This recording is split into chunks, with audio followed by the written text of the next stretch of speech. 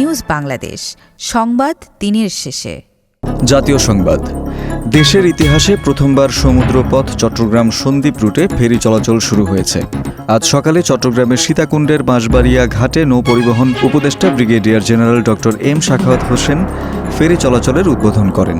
এ সময় বিদ্যুৎ, জ্বালানি ও খনিজ সম্পদ মন্ত্রণালয়, সড়ক পরিবহন ও সেতু মন্ত্রণালয়ের উপদেষ্টা মোহাম্মদ ফাউজুল কবির খান, পরিবেশ, বন ও জলবায়ু পরিবর্তন মন্ত্রণালয় এবং পানি সম্পদ মন্ত্রণালয়ের উপদেষ্টা সৈয়দা রেজওয়ানা হাসান, মুক্তিযুদ্ধ বিষয়ক মন্ত্রণালয় এবং দুর্যোগ ব্যবস্থাপনা ও ত্রাণ মন্ত্রণালয়ের উপদেষ্টা ফারুকি আজম, প্রাথমিক ও গণশিক্ষা মন্ত্রণালয়ের উপদেষ্টা অধ্যাপক ডাক্তার বিধান রঞ্জন রায় পোদ্দার, মৎস্য ও প্রাণী সম্পদ মন্ত্রণালয়ের উপদেষ্টা ফরিদা আক্তার প্রমুখ উপস্থিত ছিলেন। অনেক জল্পনা কল্পনা ও আলোচনা সমালোচনার পর অবশেষে জানা গেল পরিবর্তন হচ্ছে না মঙ্গল শোভাযাত্রার নাম।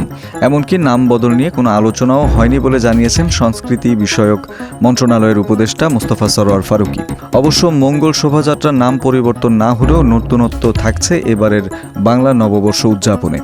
বর্ষবরণ ঘিরে নেওয়া হয়েছে 2 দিনব্যাপী উৎসব আয়োজনের সিদ্ধান্ত। আজ সকাল 11টায় ঢাকা বিশ্ববিদ্যালয়ের সিনেট হলে শুরু হওয়া এ বৈঠকে এই সিদ্ধান্ত হয়। অন্তর্বর্তী সরকারের প্রধান উপদেষ্টা অধ্যাপক ডক্টর মোহাম্মদ ইউনুস আগামী 25 মার্চ স্বাধীনতা পুরস্কার 2025 প্রদান করবেন। জাতীয় পর্যায়ে গৌরবোজ্জ্বল ও কৃতিত্বপূর্ণ অবদানের স্বীকৃতি হিসেবে 7 জন বিশিষ্ট ব্যক্তি 2025 সালে স্বাধীনতা পুরস্কার পাচ্ছেন।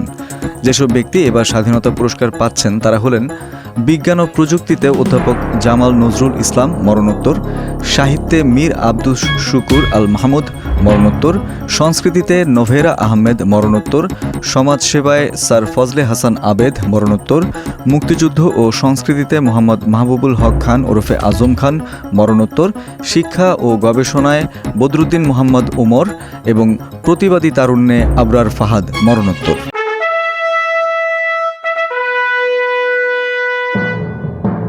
রাজনীতির সংবাদ। 26 মার্চ মহান স্বাধীনতা দিবস উপলক্ষে 2 দিনের দলীয় কর্মসূচি ঘোষণা করেছে বাংলাদেশ জাতীয়তাবাদী দল বিএনপি। আজ এক জরুরি সংবাদ সম্মেলনে এই ঘোষণা দেন দলটির সিনিয়র যুগ্ম মহাসচিব রুহুল কবির রিজভী।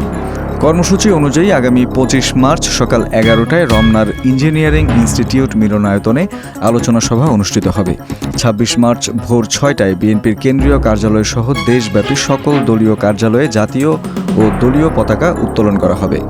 সকাল 8টায় বিএনপি চেয়ারপারসনের গুলশান কার্যালয় থেকে জাতীয় স্মৃতিসৌধের উদ্দেশ্যে যাত্রা এবং সকাল 8:30টায় স্মৃতিসৌধে শ্রদ্ধা নিবেদন করবে দলটির সিনিয়র নেতৃবৃন্দ ও সমর্থকরা।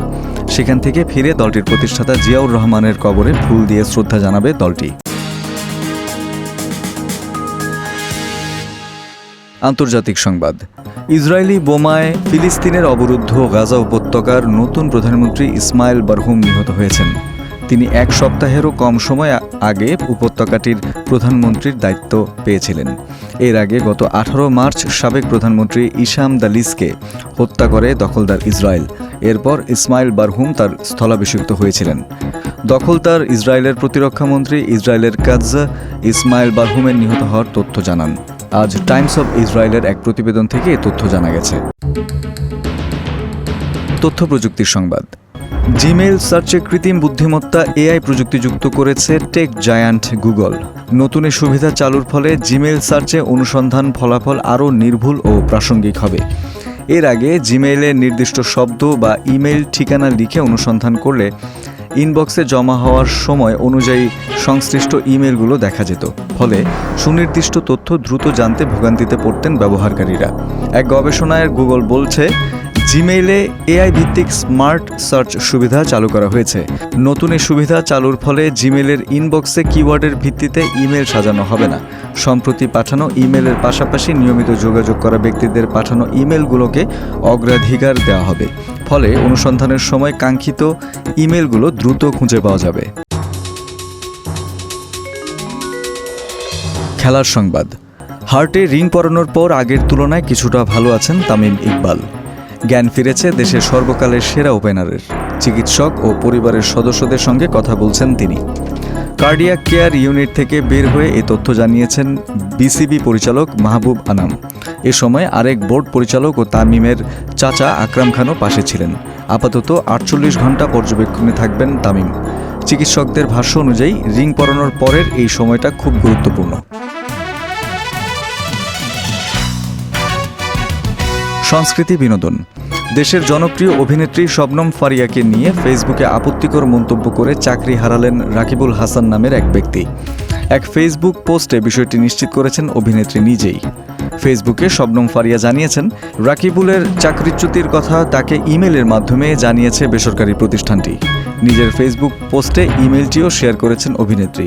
নিজের পোস্টের শেষে অভিযুক্ত রাকিবুলকে চাকরিচ্যুত করায় বেসরকারি প্রতিষ্ঠানটিকে বিশেষ ধন্যবাদ জানিয়েছেন শবনম ফারিয়া। তিনি মনে করেন এভাবেই পরিবর্তন হতে পারে।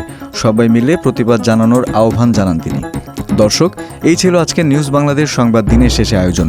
দেশ বিদেশের প্রতিদিনের সবশেষ সংবাদ জানতে চোখ রাখুন www.newsbangladesh.com-এ। লাইক শেয়ার দিয়ে সঙ্গে থাকুন নিউজ বাংলাদেশের ফেসবুক পেজ ও ইউটিউব চ্যানেলে। ভালো থাকুন, সুস্থ থাকুন। আল্লাহ হাফেজ।